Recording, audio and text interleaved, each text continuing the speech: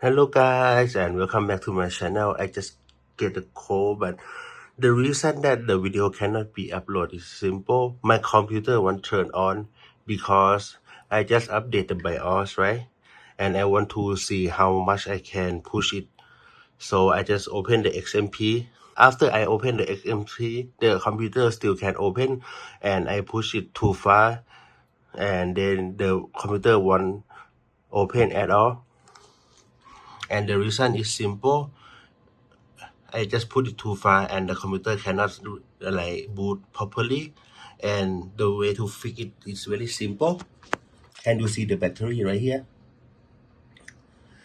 Just take it out for 5 to 10 minutes and it can reboot properly in a default setting, or locate the CMOD later right here and locate these two legs, short the circuit for 5 to 10 seconds, and then it's gonna boot properly. You can use a metal like a screwdriver, put it over here 5 to 10 seconds, same way as take out the battery right here, but this one is much faster.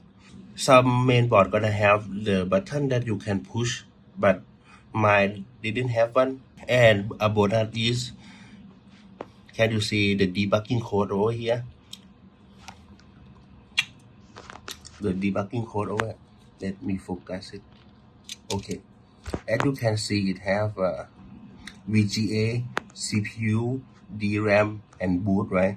Mainboard chip turn on CPU, DRAM, and hold on the VGA, which is the graphic card. I thought my graphic card is broke, but apparently not, because everything is working fine right now.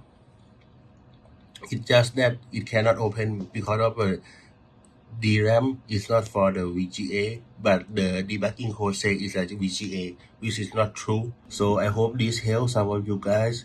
And the reason that I cannot upload video in time because I cannot open my computer.